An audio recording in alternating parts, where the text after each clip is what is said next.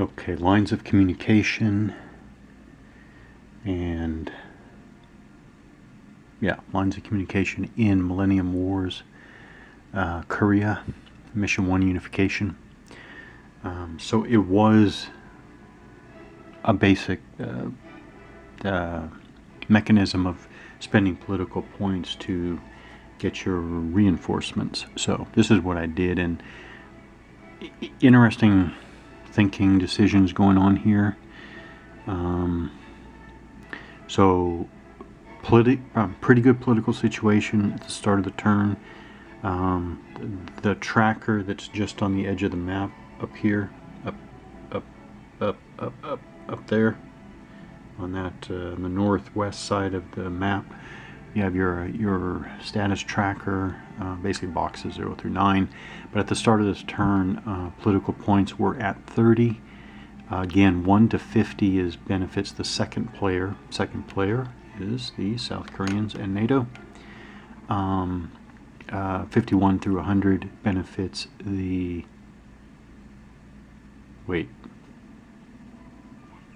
you can't have 100. Anyways, the upper half of 100 benefits the first player, or the North Koreans and Chinese. Okay. So what I did is I went ahead and spent, so since we started at 30, that's fairly good into the South Korean side. I wound up spending 9 political points to bring on 3 reinforcements. Reinforcements come in on cities. It looks like you can't overstack. That I don't really understand. Why shouldn't you be able to bring in the reinforcements overstack, as long as you still have all the other effects of you move away later. If you don't move away later, you have the same disruption in it. I don't know. Maybe I'm sure the designer had an idea. Maybe it is that you then can't talk about forced disruption, maybe. I don't know. Whatever the reason. So, but it looks like you can't overstack. So, not that it was an issue here. There are enough cities, but yeah. Okay, number 1. Why did I don't know why did I have... Oh, I think I put this on the wrong stack. Okay. Note 1 is this one. The first one I bought was a South Korean infantry corps right here. I put them on this city because this city is in rough terrain, which I think is where I generally want my infantry to be, leg infantry. It also allows them to move from here if I want 1, 2, 3, go up and plug this gap here, this 2-hex gap here. And I think I could go, let's see, 1, 2, 3, 4, I think. I could also get up to that rough terrain with that infantry corps, I believe. But anyways, that's why I put them there. This is not a city, and this is not a city. So, also, while we're at it, this is not, that's not a city, obviously. This is not a city, and this is not a city. So, this whole zone was basically not available to me. Again, reinforcements have to come on cities. So that was that. The second choice I made, was to get this light infantry. So I went ahead and spent the political capital to get the 25th Light Infantry, American, U.S., NATO.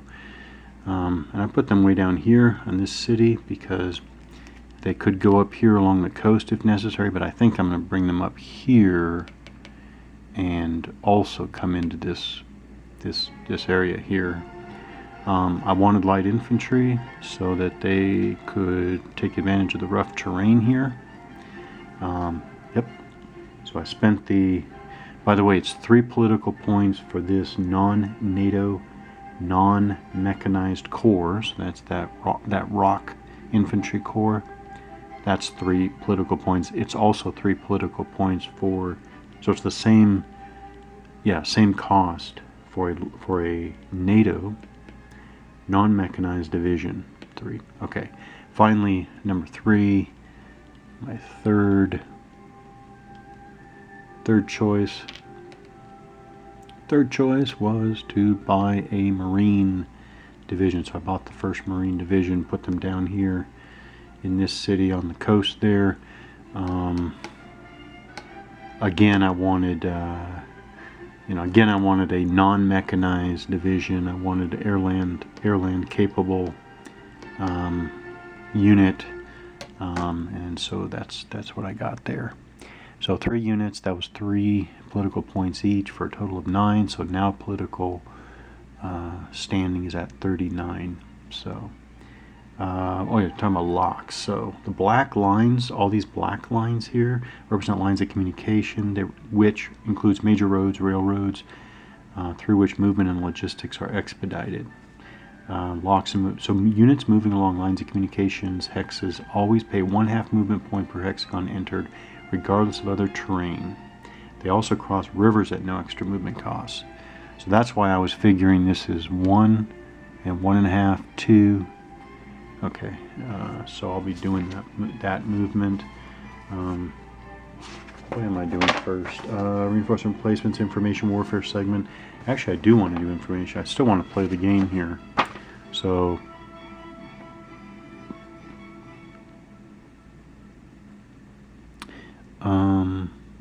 so the obvious idea is if the South Koreans, if the ROCs use their cyber cadre here to do information warfare, is the North Korean cyber cadre just north of Pyongyang, or they did information warfare in the previous player turn? Are they available? I didn't even think about that until now. So information warfare, are they available? Okay, an information warfare unit committed to the defense against an information warfare attack may not conduct an offensive information warfare operation in the same game turn. Place an operation a complete marker on it.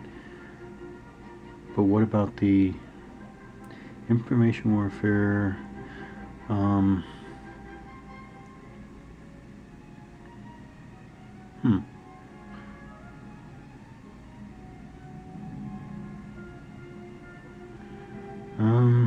A player may make more than one information warfare attack per friendly information warfare segment, as long as no information warfare unit participates in more than one attack or defense per turn.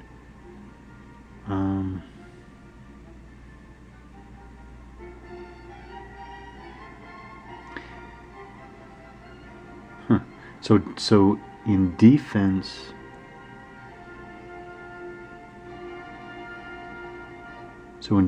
you're spent, so to speak, but not in offense.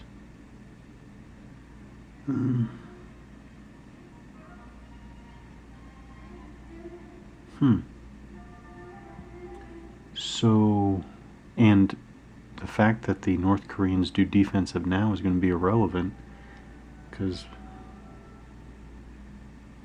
it's per same game turn. That seems off.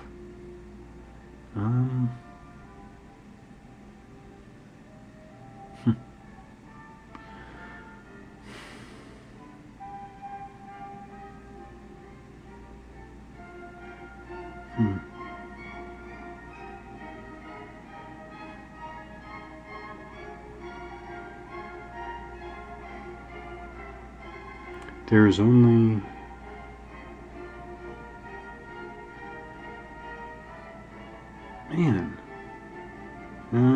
alright, anyways. I'm going to say that the North Koreans do defensive. Oh, okay, so it's still a 0. I'm still rolling. It's just really bad. Alright, there we go. So the South Koreans doing information warfare against the North Koreans. North Koreans are going to activate their cyber cadre in defense, so the differential is 0. There we go. 4. I'm going to put an ops complete marker, although it doesn't really seem to matter much, but I will put an ops complete marker on the... This is what I'm saying. It doesn't really matter, but still, I put it on the North Korean unit there. 4. No effect. All right. Anyways, what I was talking about is lock. So movement along all these black lines is at 1/2 movement point per hex. Ignore other terrain. Don't know about Zocs though, enemy Zocs, but that's where we're going.